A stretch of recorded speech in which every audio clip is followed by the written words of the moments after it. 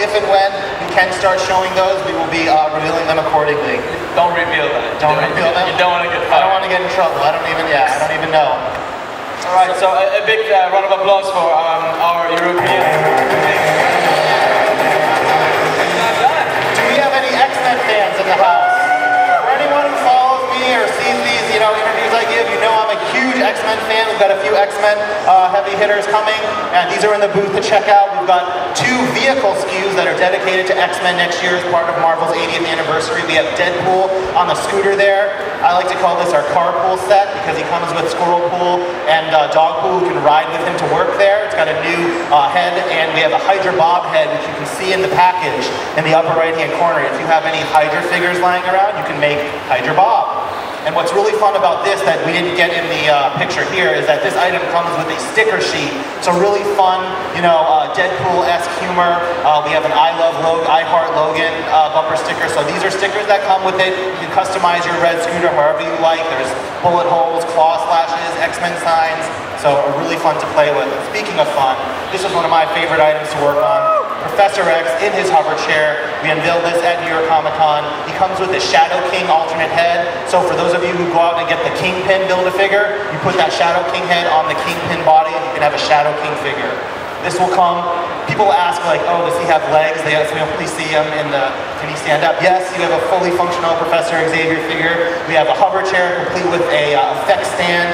The chair stands up without the little blast effect, so if you don't want that, you don't have to display it.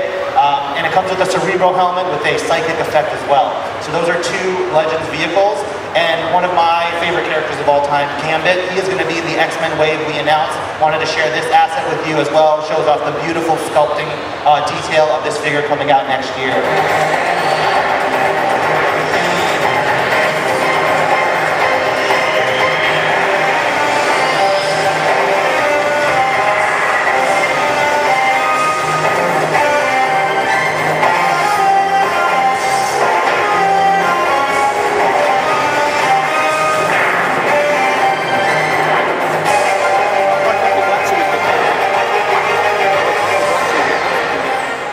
Gambit, we know, will finally be joining our Marvel Legends shelves in 2019. We revealed this wave in the past couple of months, right? So you've got Gambit, you've got Blink, Skullbuster, and then Caliban is the Build-A-Figure we revealed in San Diego. And then a couple of weeks ago in New York Comic Con in the lower left, 90s Jubilee, and then a classic Weapon X Wolverine, and then even another classic 90s X-Men and Forge. But as fans know, we generally have 7 characters per wave. So I know I'm going to channel my inner Professor X here. I know what you're all thinking. You guys got to reveal the last figure in this wave. And I saved one of my favorites for you guys. He's not British, but let's see. So other people know I love to create teams and finish teams. So this is a look at my beloved X-Men trading cards from my collection. As you see here, we have the blue X-Men team. So we see who our lineup is. And actually, if you look closely, there's one member of the team who we don't have. So we've got, who have we got here? We've got Wolverine and Rogue in 2016 in the Juggernaut wave. We added Cyclops in the 2017 Warlock wave. We added Psylocke in this year's Apocalypse wave. And then as we just saw in 2019, we're going to have Gambit and Jubilee. So I heard it up here from my friends from the UK, is Beast coming. X-Men Blue Team, check. On to the next one. I love how they didn't even give you the chance to reveal it. These are smart fans. These are smart fans. I can't get anything by them. So this is a final look at the full X-Men wave. I think this is one of the strongest ones we've ever done. Gambit, Beast, Jubilee. Caliban is a massive Build-A-Figure, so this is going to be incredible for spring 2019. That's my time. All right, guys, to the future conventions. Yeah, big thank you to Patrick and Ryan. And a round of applause, please. Thank you. We have time for questions, Irvin. No, I was going to say, so guys, this is a great opportunity for you guys to ask any questions. So if you guys have any questions, I will ask you to line up here. We have sometimes some Q&A, so please come forward before we queue here, and you guys can ask any questions you want to, right here. Any questions to either Ryan, either Patrick on both Star Wars and Marvel. Perfect. Go ahead. Sail barge. Absolutely. Great question. That's not. Those are just statements. That's not a question. No, I know exactly what you mean. No. Any news being captured on the sail barge from Europe? So I wanted to share news. We have no new news, unfortunately. But it's the same situation. We are committed. We are going to get the sail barge here by the time it ships next February. No new details to share, but again, we're hard at work. We are going to make it happen. So as soon as we have details, we will share them. We know that our great fans in Europe want that barge just as much. We want to get it to you. We're just working out the logistics. So as soon as we have news, we'll share it. Trust me, I've been asking him the same question like every single week, and he hates me for that. So I told you they want it. I agree. Yeah, we're going to make it happen. Hi guys, I wanted to ask a question about what you're doing with Star Wars backstories. Yes. Are you doing these just like stopping down the Target exclusives and making them more general as UK buyers to get the downloads whether it be like eBay and so on? What are you doing with that? Absolutely. So a couple parts to that answer. One is that exclusives, we know that they're a challenge, and so we're constantly trying to work on that. They do play a useful role because the figures that we get out via exclusives are sometimes too variant or too niche to do via mainline, so it allows us to get more figures in line. But we know that it is a pain point for fans outside of the US. And so, I've been telling fans at the booth, we got together last year, we're getting together again. We bring all of our markets from the EU here to London, including the UK team. We all sit together and talk about issues like this. Exclusives are one of them. How they work is that if they're an exclusive to a retailer in the US, if that retailer exists in the UK, then it can be exclusive through them. Otherwise, it can go anywhere. So we know that hasn't always made it through, but we're going to improve that in the future. Absolutely. Hi, my name is Brandon. I'm an administrator on the Marvel Legends UK group. I'm also here at Collections on Instagram. Good to see you again, my friend. I was going to say we did last year. Just a big thank you for coming back with Patrick and yourself. It's always a pleasure to have you here in London. Thank you. I had a few questions. The first was about the future of distribution in the UK. As you know, there is a huge hunger for more Marvel Legends in the UK. If we could see more of that, it would be amazing, and maybe an idea around what avenues we're pursuing to see that retail in. And I will take that one. So, We'll sit back. I'll give it to the UK team. No, I'm just kidding. So basically, I think just the fact that we are here to this year with a bigger booth versus last year, it shows you guys how much committed we are to our European fans as well, and how we're doing great progress. I cannot say where in which retailers you can find, but our team are dedicated and working to getting this even better. I mean, a fan today told me thank you very much. I'm starting to find more and more figures. The team work with new channels. We have new key account managers working on developing our channel strategy. We have a new dedicated resource in many markets. So the UK, for example, has dedicated resources on our fan channel, on our fan products, on our fan brands, both for kids and adults. So we are working on that, and you will see you can start having more and more product coming through e-com, through other classic retailers as well. So definitely we're hearing that and we're working on that. Thank you. And then two questions as well for yourself, Ryan. The first was about the future of the 12-inch line.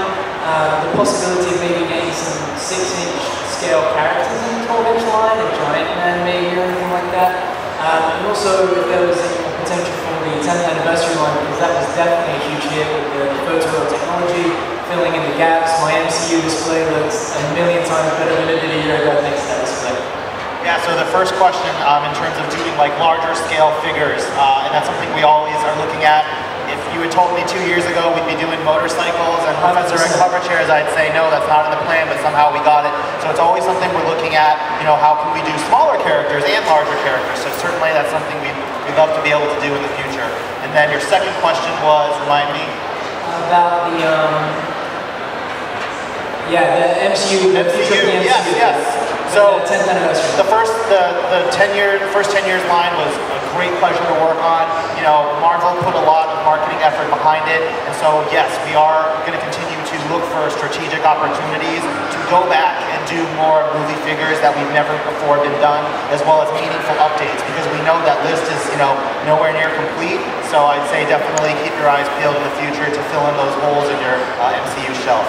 Thank you so much again. Thank you, and see you next year. Every time. Hi. Hello.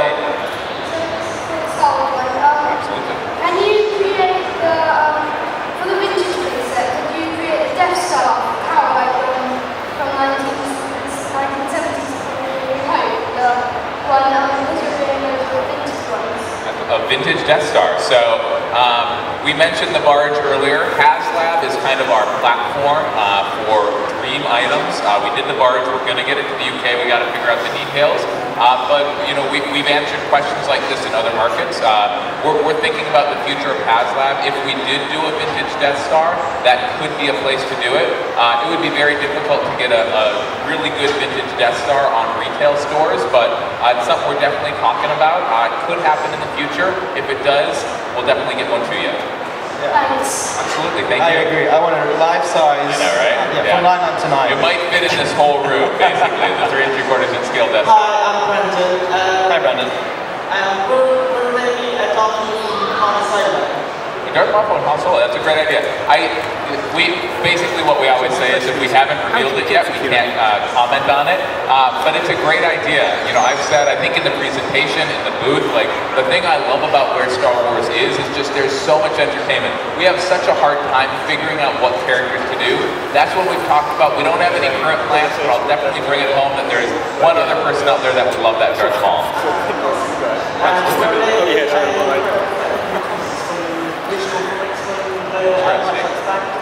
That's another great idea. Again, so Legends, it's kind of confusing.